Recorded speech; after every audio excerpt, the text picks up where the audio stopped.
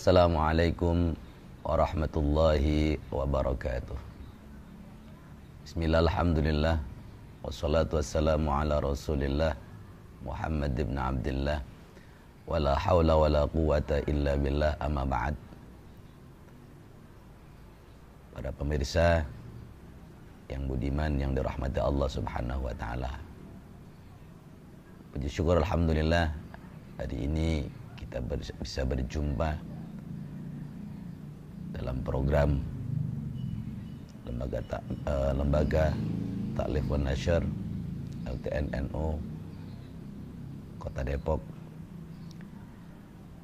Kali ini perkenalkan terlebih dahulu, saya atas nama Fathuri Wahmad, pengasuh Majelis Ta'lim Al-Bahrain yang berdomisili di Kelurahan Pondok Jaya, Kecamatan Cipayung, Kota Depok.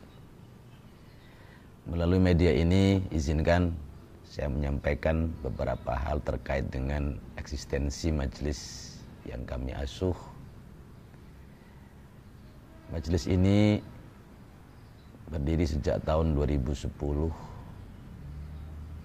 Rintisan awal yang sebetulnya sejarah berdirinya majelis ini di luar proyeksi pribadi kami selaku pengasuh, karena awalnya majelis ini adalah majelis kumpul-kumpul orang bermasalah.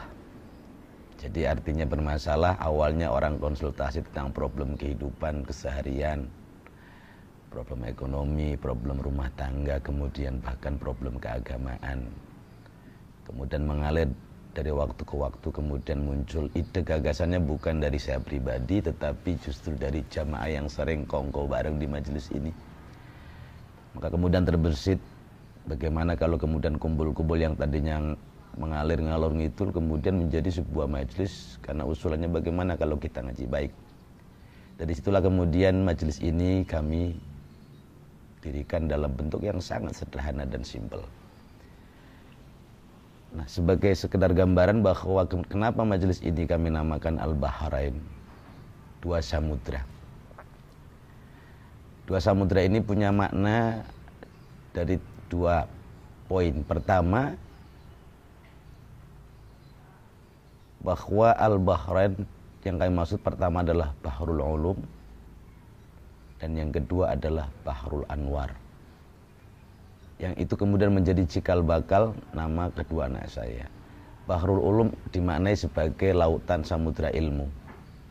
Karena disinilah kami ingin mendedikasikan ilmu, mentransfer ilmu, tentu ilmu keagamaan kepada para sahabat, para kawan-kawan, para jamaah yang memang ingin ngaji bareng. Makanya dulu judulnya ngaji bareng. Nggak ada istilah guru dan murid waktu itu, karena sifatnya lebih ke dialog interaktif atau tanya jawab seputar problem dan masalah kehidupan sehari-hari. Tapi kemudian seiring dengan berkembangnya waktu, kami memandang bahwa dalam konteks keberagamaan seringkali kita mengorientasikan diri pada ilmu dan ilmu dan ilmu, pengembangan intelektualitas. Sementara begitu flashback, ingat awal mula teman-teman duduk itu kan lebih terkait dengan persoalan kebatinan, persoalan hati, persoalan mentalitas. Sehingga bahwa sentuhan bagaimana membina mental yang baik, kemudian jiwa yang baik, kemudian psikologi yang baik, berarti perlu sentuhan majelis. Nah, disitulah kemudian mengalir, ada keinginan, kemudian ada samudra lain yang perlu kita alirkan, yaitu Bahrul Anwar, samudra cahaya. Yang ini kok kecenderungannya adalah bagaimana kemudian orang tidak hanya berorientasi menambah wawasan keilmuan yang lebih lebih orientasinya pada pengembangan intelektualitas, tapi perlu juga sentuhan spiritual ke batin. Karena dua-duanya menjadi dua sisi yang tak terlepas, tak terpisahkan dari setiap pribadi kita. Karena belum tentu bahwa orang yang kemudian pinter atau intelektualnya mapan, jiwanya stabil dan seterusnya. Nah, itulah kemudian cikal bakal kenapa majelis ini diorientasikan dengan nama Bahrul Ulum dan Bahrul Anwar, dua samudra. Hanya ingin menggambarkan bahwa betapa pentingnya mensinergikan dua sisi yang memang harus menyatu dalam diri kita, sisi intelektualitas berupa wawasan keilmuan, ilmu pengetahuan, dan juga sisi spiritualitas bagaimana mengolah batin, mengolah jiwa, membina jiwa. Nah, saya yakin ini adalah sebuah kebutuhan setiap pribadi agar tidak terjadi ketimpangan manakala secara intelektual bagus, tetapi secara mentality, secara moral, secara kejiwaan kurang mapan, paling tidak, atau dalam bahasa lain adalah tidak seimbang. Nah, saya yakin semua sepakat bahwa keseimbangan ini diperlukan dalam hidup kita. Itu singkat sejarah tentang penamaan Al-Bahrain. Lantas bagaimana kemudian proses berikutnya? Karena kita tidak ingin menghilangkan akar embrio berdirinya majelis, maka kemudian kemasan majelis ini kami mulai tata dengan bagaimana transfer knowledge, memberikan materi-materi kajian keagamaan. Tapi sentuhannya tentu berbeda dengan pendidikan formal atau pendidikan yang menganut sebuah kurikulum khusus yang kurikulumnya sistematis. Karena mengingat bahwa jamaah yang hadir adalah jamaah yang sangat plural, jamaah yang punya basic background berbeda-beda, berbeda dari sisi umur, dari sisi basic pendidikan, dari sisi strata kehidupan, yang kemudian pola ngajinya pun tidak runtut. Kadang ada yang minggu ini ngaji, minggu besok tidak, bulan ini ngaji, bulan besok libur. Sehingga tidak mungkin kami, bukan tidak mungkin, rasanya menjadi sangat riskan kalau kita buatkan pendidikan misalnya atau materi keagamaan yang sangat sistematis atau berbasis kurikulum seperti halnya di pesantren, di madrasah diniyah. Karena ingat awalnya bermula dari sebuah dialog interaktif, maka akhirnya metode penerapan transfer knowledge atau ngaji kita ini menggunakan pendekatan tematik. Artinya apa? Saya lebih ini bagian dari metode dakwah terkait dengan segmen atau audiensnya. Kalau kita pukul rata dari sisi usia pun berbeda, ada yang tua, ada yang muda gitu kan. Nah, kemudian kalau kita runtut pasti nggak akan mengikuti runtutan karena tadi ada yang libur, kadang masuk, kadang enggak. Sehingga kita lebih berbasis pada kajian-kajian tematik, bahkan lebih cenderung pada request jamaah. Maka di awal-awal kiai besok ngaji ini ya, kira-kira begitu. Jadi kemudian saya berpikir ini kayak bisnis. Bisnis itu menawarkan apa yang dibutuhkan. Nah, kita akhirnya seperti supply and demand. Mereka butuh apa ya kita kasih. Nah, dalam benak saya ini akan lebih efektif ketika dalam posisi jamaah yang seperti itu heterogen, tidak tidak satu warna. Ibaratnya kalau udah dalam dunia bisnis kan nggak mungkin orang butuhnya sendal saya kasih sepatu, kan kira-kira begitu. Nah, sehingga kemudian dalam bahasa sederhana oke lah, di awal-awal kita metodenya adalah kajian-kajian tematik sesuai dengan apa yang dibutuhkan teman-teman, karena awal mula mereka ke sini juga karena curhat. Tapi kemudian kita juga tidak mau mengesampingkan pola-pola pengajaran yang bersifat metodologis atau berbasis kurikulum, sehingga akhirnya di dalam jadwal pengajian kita dibikin mix, artinya campuran. Nah, misalnya agenda kita kalau malam minggu itu adalah pengajian kitab. Nah, kitab ini pun tidak monoton. Misalnya minggu ini kita ngaji misalnya kitabnya tafsir gitu kan. Ada dulu yang sederhana saja, kita kajian tafsirnya tafsir Jalalain yang lebih simpel dan sederhana. Kemudian besok kita ngajinya tentang tasawuf. Kemudian besoknya lagi kita ngaji tentang akidah tauhid. Nah, untuk kajian-kajian yang sangat prinsipil, misalnya tauhid, maka kita lebih bersifat terstruktur, artinya ngikutin kurikulum, karena tidak mungkin lompat-lompat, karena dia harus gradual dari standar pengajaran basic keimanan tauhid yang dasar, kemudian meningkat dalam konteks pemantapan daripada keimanan jamaah atau ketauhidan jamaah. Berbeda dengan kajiannya fikih. Kalau fikih itu lebih tadi kembali kepada tematik bahwa teman-teman suka bertanya hukum ini apa. Jadi makanya kita tidak mengikuti sistem yang berbasis kurikulum. Kalau kurikulum fikih kan di mana-mana diawali dengan toharoh, kemudian sholat dan seterusnya. Kita tidak, kita random, tetapi terkait dengan problem masing-masing dalam kehidupan yang bersinggungan dengan hukum. Misalnya adat jamaah, misalnya proses bagaimana kalau istri keluar rumah tanpa izin gitu kan, karena ada sebagian punya masalah keluarga. Kemudian kita coba jelaskan secara dasar hukumnya. Nah, untuk kajian-kajian kitab kecil selain akidah juga kita menggunakan berbasis kurikulum yang memang tertuang atau ngikutin standar kitab. Misalnya untuk bagian ngaji adab kita menggunakan misalnya Adabul Alim wal Muta'alim karya Hadratus Syekh Kiai Haji Muhammad Hasyim Asy'ari, muassis Nahdlatul Ulama. Itu tentu kita runtut dari bab 1 dan seterusnya.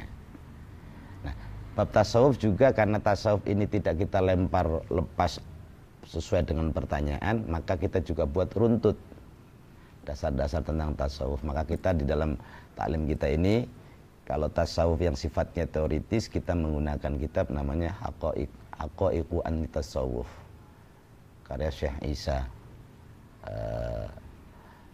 Kemudian kalau tasawuf dalam konteks implementatif yang sifatnya cerita-cerita atau hikayat-hikayat inspiratif dari para aulia Allah, kita biasa menggunakan ada kitab misalnya Ar-Risalah Al-Qusyairiyah, karena di sana dinukil begitu banyak cerita tentang tokoh-tokoh sufi yang sangat inspiratif.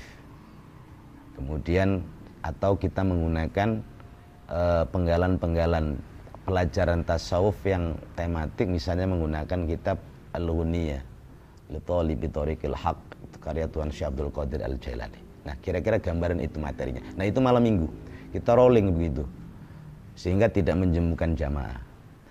Kedua, misalnya khusus untuk malam Jumat kita punya majelis khusus Manaqib Sultanul Auliya Al-Qutbur Rabbani wal Arif Samadani Sayyidina Syekh Abdul Qadir Al-Jailani qaddasallahu asrarah. Kebetulan karena sanad yang saya peroleh ijazahnya adalah Manaqib Jawahirul Ma'ani dari Kiai Haji Ahmad Juhari Umar Pasuruhan. Nah, itu yang kemudian kita terapkan, dan itu khusus malam Jumat. Setiap malam Jumat majelis kita adalah majelis manaqib. Nah, ini segmennya berbeda. Kalau majelis manaqib ini karena awal mula manaqib ini sama diadakan sejak berdirinya majelis. Dari mulai jamaahnya 4, kemudian naik banyak-banyak, kemudian seiring dengan perkembangan waktu banyak animo sahabat-sahabat yang juga ingin mendalami manaqib, ingin mengikuti majelis manaqib. Kemudian sampai hari ini alhamdulillah jamaah yang hadir di majelis manaqib tidak hanya masyarakat setempat, tapi bisa dibilang dari beberapa wilayah di seantero Depok, lintas kecamatan, lintas sektoral, lintas wilayah, dan mereka dipertemukan oleh satu ikatan pecinta manaqib, pecinta Syekh Abdul Qadir Al-Jailani. Makanya untuk malam Jumat relatif jamaahnya sangat plural atau sangat beragam, tidak hanya jamaah lokal tetapi juga dari beberapa daerah di luar Kecamatan Cipayung. Nah, yang menjadi sedikit sentuhan kami lakukan adalah setiap habis manaqib itu agar orang punya paradigma baru, bahwa membaca manaqib itu paham tidak paham sejatinya memang dengan sebuah keyakinan. Pertama, tabarukan dengan sang wali yang kita baca manaqibnya, tentu yang pertama karena mengharapkan ridha Allah. Tapi kemudian untuk merubah paradigma, setiap baca manaqib kami coba untuk memberikan materi-materi berupa mensyarahi bacaan manaqib itu. Sejatinya kita baca manaqib itu kontennya apa sih, sehingga perlahan sedikit demi sedikit orang baca manaqib tidak hanya sekedar ritual karena sebuah keyakinan tentang Tuan Syekh Abdul Qadir, tapi paling tidak naik kelas. Dia memahami betul bahwa manaqib yang dibaca isinya adalah begini-begini. Di sana kan ada sisi-sisi pejangan Tuan Syekh Abdul Qadir Jailani terkait dengan tasawuf, terkait dengan thariqah. Kemudian ada beberapa cerita-cerita yang bersinggungan dengan Tuan Syekh, yang cerita ini kalau dikupas itu memberikan sebuah inspirasi. Nah, ini kemudian kita coba perlahan setiap habis manaqib kita terangkan pelan-pelan. Atau kemudian kita ambil kitab pembandingnya, misalnya jika di manaqib ada konten yang menarik tentang cerita waliullah yang lain misalnya, atau waliullah, sebagai penguat kita sajikan misalnya kitab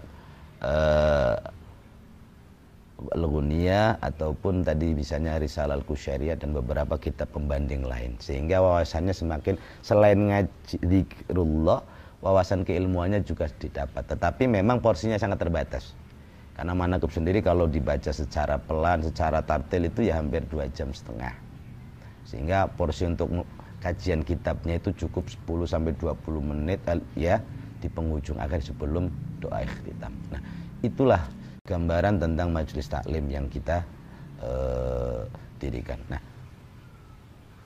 overall secara keseluruhan bahwa majelis ini secara pribadi saya, karena saya ini adalah kader NU, maka majelis ini kami dedikasikan sebagai salah satu benteng ahli sunnah wal jamaah an-nahdhiyah. Makanya ornamen atau aksesoris yang ada di belakang kami memang lebih kental dengan nuansa ke-NU-an. Karena itu mau tidak mau adalah memang niat kami. Visi misi kami adalah hadirnya majelis ini paling tidak memberikan satu kontribusi dalam rangka memperjuangkan, mempertahankan, mengawal dan melestarikan amaliyah dan akidah Ahlussunnah wal Jamaah.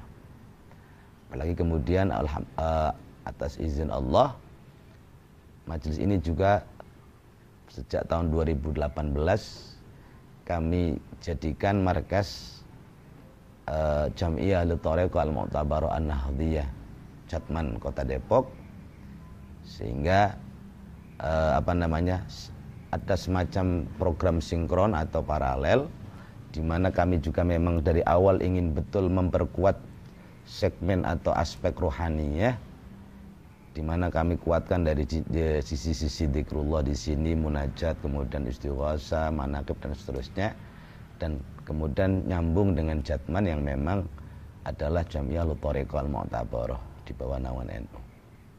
Nah, itu adalah memang dari awal. Kenapa bisa terjadi? Karena dari awal memang kami punya keinginan kuat bagaimana sisi-sisi tasawuf, sisi-sisi thariqah mulai dikembangkan, disiarkan di wilayah Depok ini. Nah, kami hanya ingin tampil sebagai paku kecil yang memperkuat gerakan-gerakan thariqah, gerakan-gerakan amali Ahlussunnah wal Jamaah. Nah, itu yang kami sampaikan kepada jamaah terkait dengan keberadaan majelis. Sehingga siapapun yang ngaji di sini, mau tidak mau, cepat atau lambat, pasti kami perkenalkan dengan yang namanya NU. Dan karena hari ini saya dinobatkan sebagai Rois Jatman Kota Depok, maka ada sedikit tambahan amanah, maka lama-lama jamaah yang hadir juga saya perkenalkan dengan Jatman Mahwa Jatman gitu kan. Karena memang ada amanah dari Maulana Habib Lutfi agar kita memperkenalkan masyarakat tentang Jatman dan thariqah, atau dalam bahasa globalnya itu mentorekohkan masyarakat dan memasyarakatkan thariqah. Lah, ini majelis kami fungsikan, kami kontribusikan untuk memberikan peran dalam konteks program Jatman. Karena mau tidak mau di sini markasnya, maka terjadi sinkronisasi atau linear lah, paralel antara program majelis dan program Jatman. Ada irisan. Nah, kemudian sebagai tambahan, di majelis ini kami rutin, karena nuansa lebih kental nuansa ininya memang dibandingkan kajian-kajian ilmiah keagamaan, di majelis ini lebih kental nuansa spiritualnya, ruhaniyahnya. Maka porsi zikirannya, porsi tawasulannya, porsi munajatnya lebih banyak. Dan kemudian kami topang dengan program tambahan yang menjadi rutinitas majelis, yakni ziarah kubur. Ziarah kubur yang kita agendakan paling tidak dalam sebulan sekali kita ziarah ke makam-makam para wali setempat, lokal maupun di luar kota Depok, bahkan di beberapa daerah jauh ke makam-makam waliullah yang masyhur. Yang ini juga punya irisan kuat dengan Jatman. Bahkan kemudian melalui Jatman dan melalui inisiatif majelis ini, hari ini juga di Depok alhamdulillah sudah hadir yang namanya komunitas Sarkup. Kalau bahasa gaulnya sarjana kuburan. Jadi memang domainnya atau wilayah garapannya memang bagaimana mensyiarkan bab ziarah kubur. Nah, Jatman atau majelis kami ingin berkhidmah melalui gerbong Jatman, ingin berkolaborasi dengan Sarkop untuk beberapa irisan yang mempertemukan kami. Kalau dengan Sarkop dengan bab ziarah kuburnya, kalau dengan Jatman bab torekoh dan tasawufnya. Barangkali itu saja sisi-sisi sekilas selain pandang tentang majelis kami. Kami mohon doanya dari para pemirsa, para sahabat sekalian, para nahdiyin agar kami tetap istiqamah membina majelis yang walaupun kecil ini kami niatkan, kami dedikasikan berkhidmah untuk Jam'iyah Nahdlatul Ulama, untuk Jatman dan untuk nahdiyin pada umumnya. Mudah-mudahan langkah kami melalui majelis ini mendapat ridha dari Allah dan senantiasa mendapatkan taufik dan inayah dari Allah, sehingga kami tetap bisa istiqomah menjalankan amanah sebagai bagian kecil dari kaum nahdiyin di kota Depok ini. Itu saja barangkali yang bisa kami sampaikan. Kurang lebihnya mohon maaf. Hadani Allah wa iyyakum wal afu minkum wallahul muwaffiq ila aqwamit thoriq. Wassalamualaikum warahmatullahi wabarakatuh.